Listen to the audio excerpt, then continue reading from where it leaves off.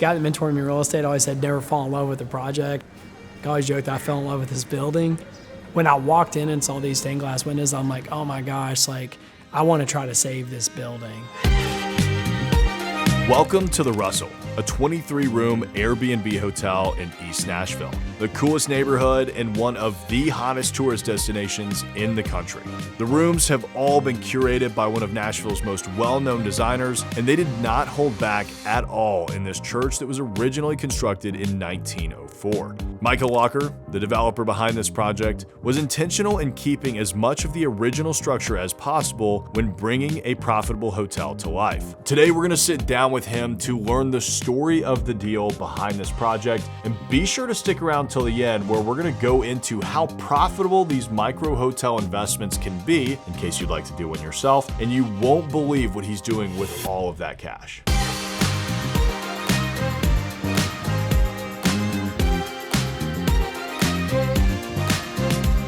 When we bought this church almost 6 years ago, this was just like traditional, like old school church. Let your spirit rise.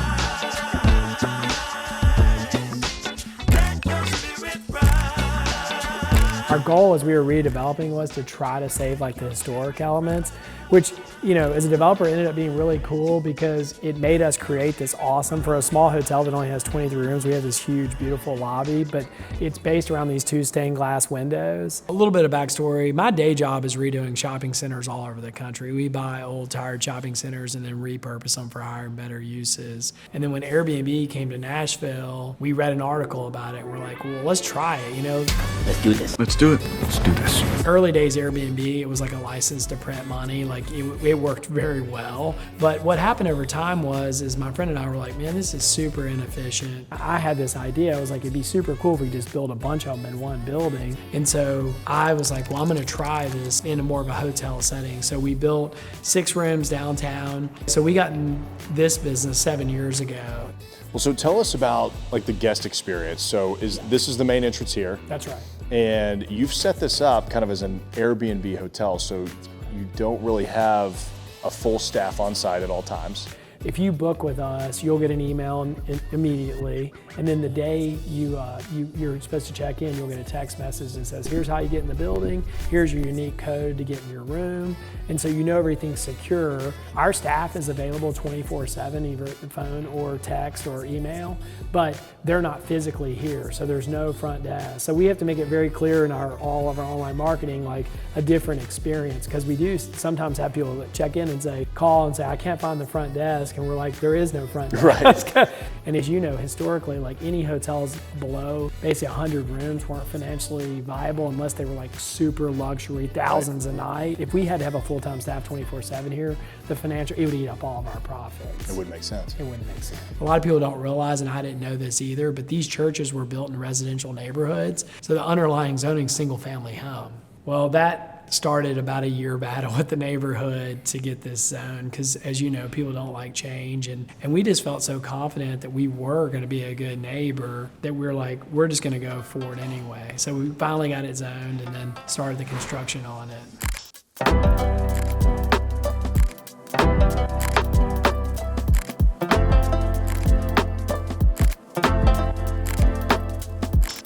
You'll see throughout the hotel, we wanted to like do some things that were like kind of brought the church in, but not in a non-cheesy kind of fashion. But like, Right. You'll see like this bench, it's modeled after like church pews. These over here are like, if you know, like a Catholic church has like confessional Right. booths. We designed yeah. them where they feel like little, like you can see, but like, this is cool. This is like a smile booth, and it'll take pictures of your trip, and it's got like a custom wallpaper with our logo on it. Oh, yeah. If you ever want a great Monday entertainment, you could flip through, especially late at night. Some people take some classic. Yeah, flicks I in bet here. they do. You'll see throughout the hotel, we weren't able, like, this is like one of the old windows. Like, you know, when you buy these old buildings, a lot of times they'll have like a treasure room. I mean, it's like in the old attic. Old storage That's stuff it. that's been there for 50 years. That's right. So we tried to take like old things that we found in the hotel and then reincorporate it as art. So this was the church that started here, Russell Street Church of Christ. An artist friend of mine painted that. But it was cool because this window is 125 years old, but the artwork is 5 years old. What were some of the key terms and loan variables, like length, rate? Well, we did it on a construction loan.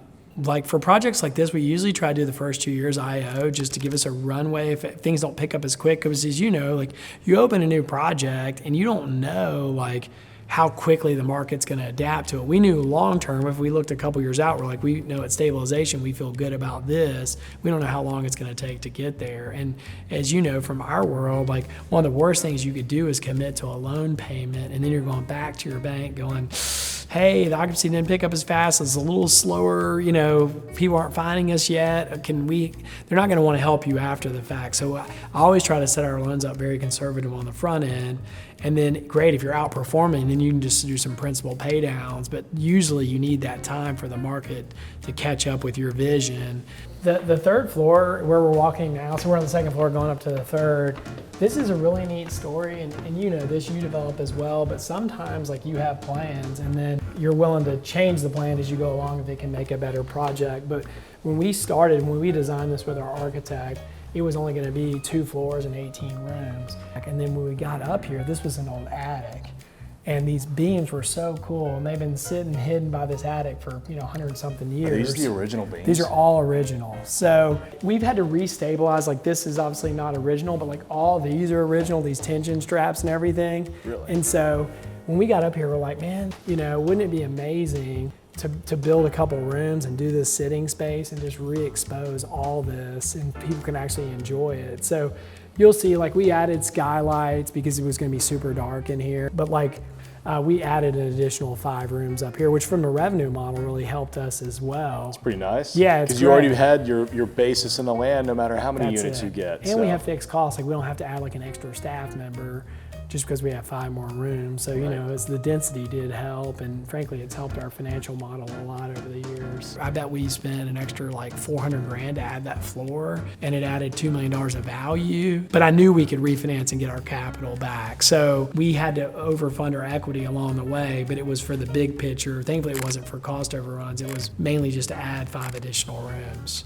Were there any challenges with contractors, permitting, the building department? I mean, after the rezoning, was there anything after that? With any contractor I've ever worked with, were there problems? Absolutely. I mean, budget, scope, time frame. I mean, we did have cost overruns along the way. I always tell my contractors, like, in our world, and you're in my world, we go ahead and set up our loan and our equity.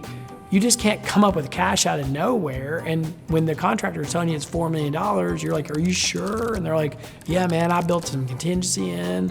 And then ultimately they're coming to you at some point in the project, oh, I missed this, can you help me with this? And I'm like, guys, I can't go back to my investors or go back to my bank and say, sorry, the contractor missed the drywall number, can you fund another $100,000? It doesn't work that way. Yeah. Early on, I always tell the contractor that would have put me out of business because my investors didn't yet have the confidence in me where I could just go back and go, hey, sorry, do you have another $500,000 sitting around? My contractor missed this. That's what they pay me, promotes and everything else, because they're paying me to de-risk these deals for them. So Tyler, I'll show you how the guests check into the room, but so they've gotten a unique code. I'm just using my code, but they would just hit it here and then hit the check mark, and then that opens the door.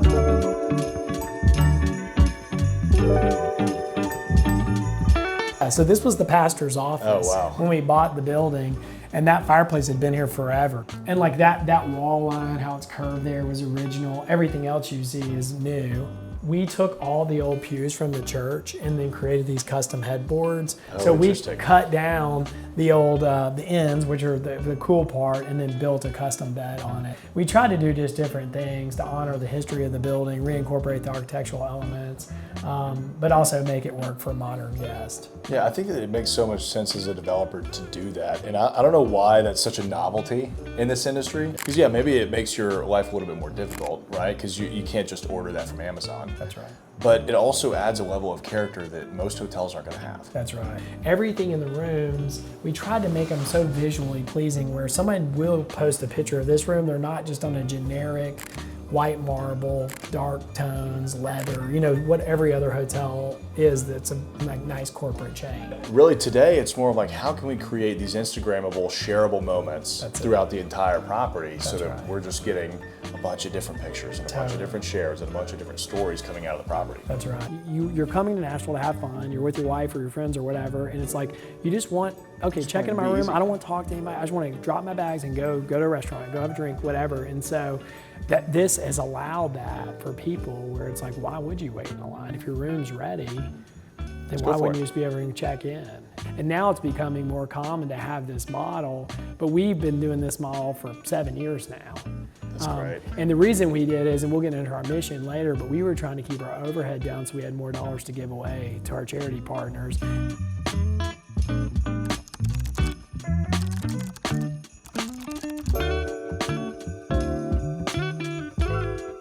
So what are your annual revenues? Across our 3 hotels, we saw 15,000 guests last year. This hotel would have been 6,000 of those guests came through here last year. So we'll do about $1.5 million in revenue out of this hotel. That's pretty good. Yeah, it's good. I mean, for 23 rooms, it's really good. Yeah, so you're giving $300,000, $400,000 right. a year to charity. That's right. What's the Russell worth today? Yeah, so we paid $2 million for the property. We put about $4.5 million in the construction. We had about $500,000. So we had about $7 million all in the capital stack. We reappraised it like 2 years ago because we refinanced our loan. I think it appraised for like $12 million.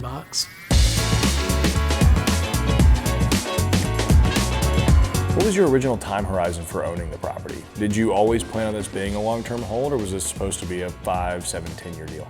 Well, I didn't have a grand plan. I was like, let's get this built, make sure it works on a bigger scale, because we'd only done it at 6 rooms. Like, let's make sure the model works for a 20-room hotel, and then let's see how it does. Well, frankly, it started doing very well financially, and then once we went from just giving away a percentage of our profits, then we committed to giving the majority away, and now we've committed to giving all of it away.